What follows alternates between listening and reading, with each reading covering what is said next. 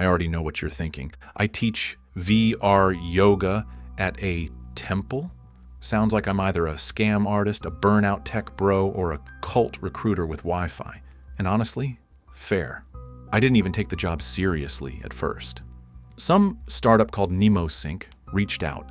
No social media presence, no real website, just a vague immersive wellness initiative based on scanning sacred architecture into a VR environment. Sounded fake, but they offered a high hourly rate, no camera required, and zero physical effort beyond sounding calm and saying stuff like, breathe into your spine, which is my default mode anyway. They mailed me this ridiculously sleek VR headset, custom built, no branding, like something Apple would design if it got possessed by a ghost. And the environment? Gorgeous. Legitimately impressive. They recreated an old temple, carved into a mountain, said it hadn't been touched since the 1800s. I didn't ask why they picked a cursed-looking stone tomb in the jungle for yoga. I needed rent money, not backstory. If I had logged out when I should have, if I'd followed that one little ritual line, none of this would have happened. But no, I just had to forget to say, I released this space. And now, well, let's get into it. I got the gig through a friend who knew a guy who met a recruiter at a retreat in Sedona, which already sounds like a pyramid scheme, but bear with me. The company was called NemoSync, which feels like the name of an evil biotech lab in a Netflix show. But apparently they were a stealth wellness startup doing next-gen remote mindfulness sessions, whatever that means. The only real job description was lead-guided VR yoga flows inside our sacred temple simulation. Yes, really. They mailed me a headset that looked like it had been stolen from a NASA prototype lab. It was matte black, too light to be real tech, and came in packaging that had no branding. Just a silver spiral and the phrase, begin where you end. You know, totally normal and not culty at all. The temple environment loaded up the moment I plugged it in. No menu, no startup screen, just darkness that gradually faded into a ridiculously high-res courtyard. I'm talking insane detail. Moss on cracked tiles, distant bird calls and spatial audio, flickering torchlight with dynamic shadows. The kind of stuff that makes your brain go, oh, this isn't just a meditation app, this is a place. And yeah, it was beautiful. Sacred even. The temple itself was carved into the side of a mountain, its architecture older than anything I'd seen in real life. Layered stone, ancient symbols, subtle asymmetries that made you feel like you were dreaming. It had multiple chambers, but the two main spaces were the terrace and the inner sanctum. The latter was behind a pair of enormous wooden doors chained shut. During onboarding, they told us not to worry about that part. It's not fully rendered yet, the trainer said.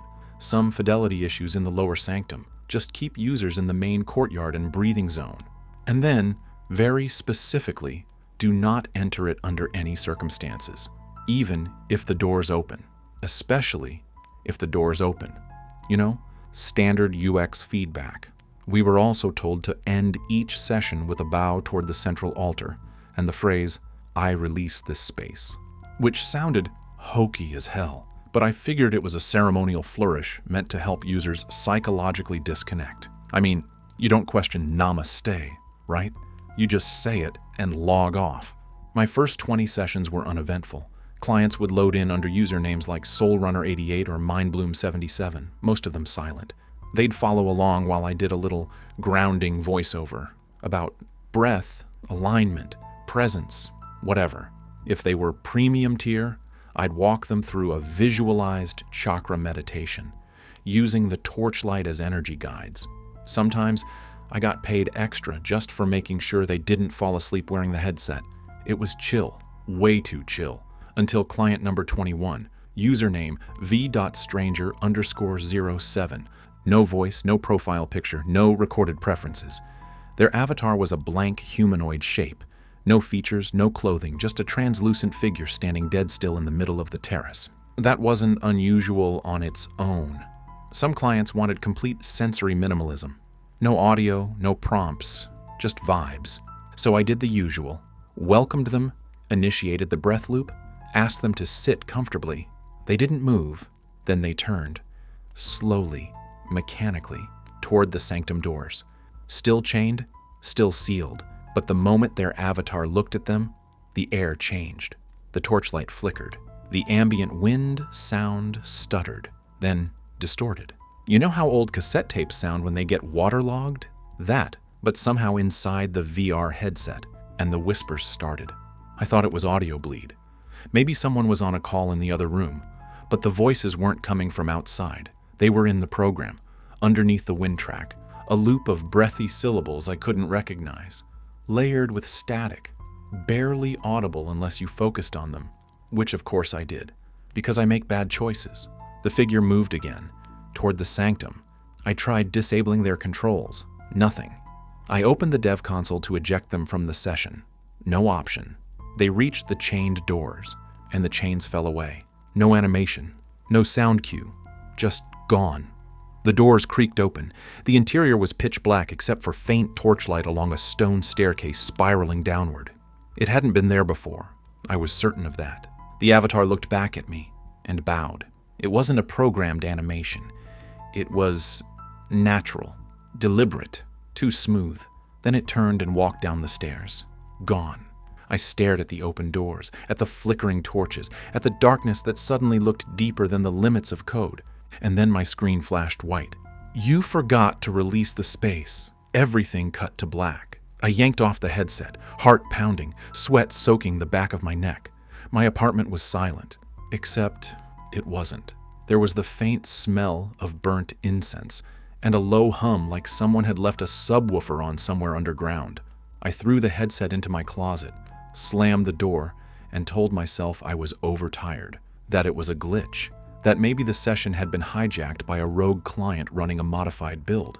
But the next morning, when I turned my phone on, the MnemoSync app had reinstalled itself. The user history was empty. Session logs wiped, except one, a single note.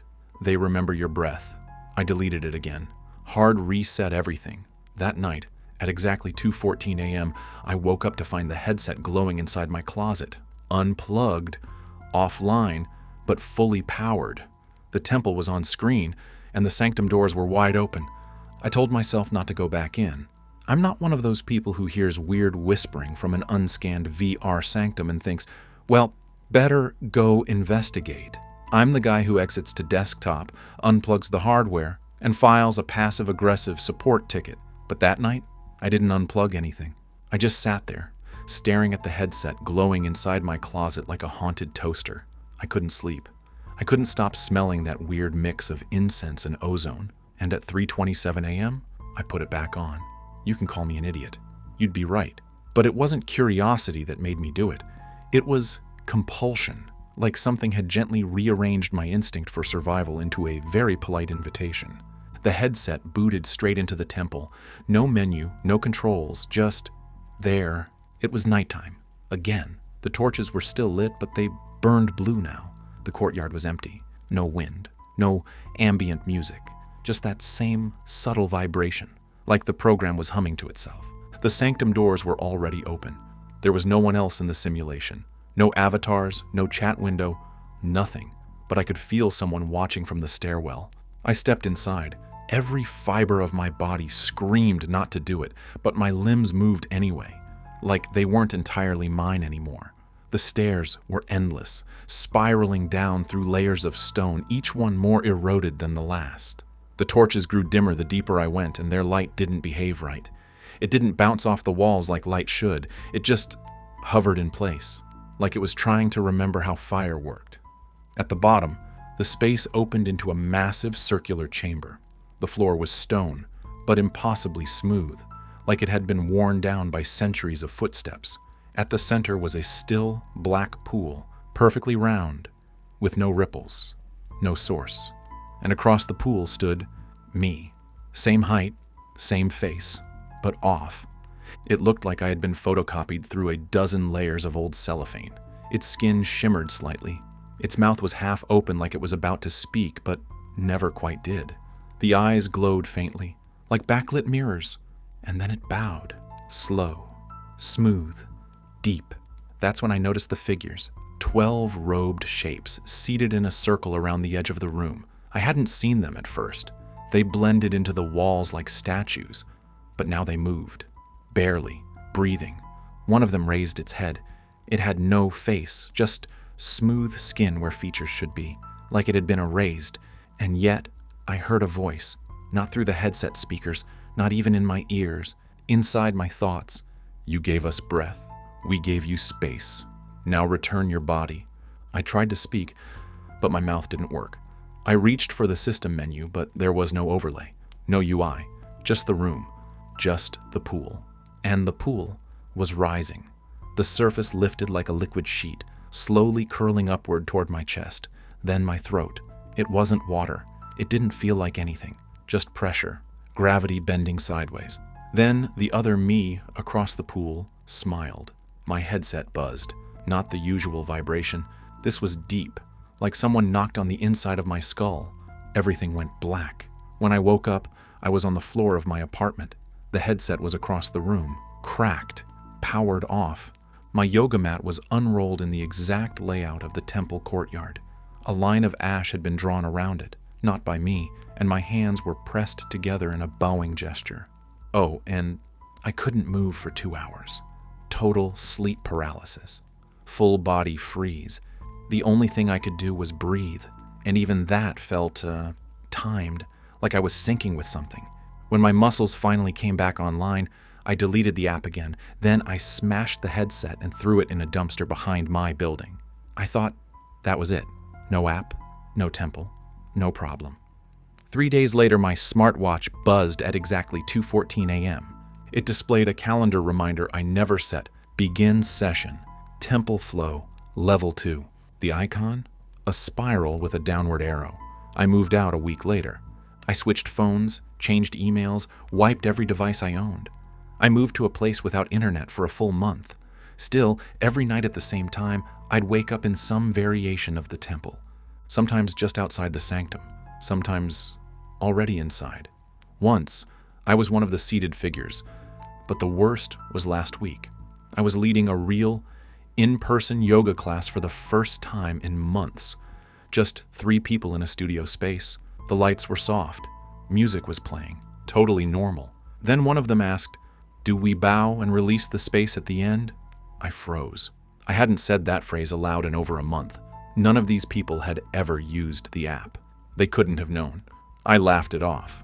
But when the session ended, they all bowed, in sync, said the words, and walked out without speaking. The studio lights buzzed once. My smartwatch vibrated again. Session recorded. There was no app installed. There is no company. There's just the temple now. I haven't slept through the night in 12 days. My dreams are synced to someone else's breathing. Sometimes when I look in the mirror, my reflection is bowed before I move. I don't know who the original client was. I don't know what the lower sanctum really is. All I know is I missed the most important rule of that entire program. Always release the space, and now the space won't release me.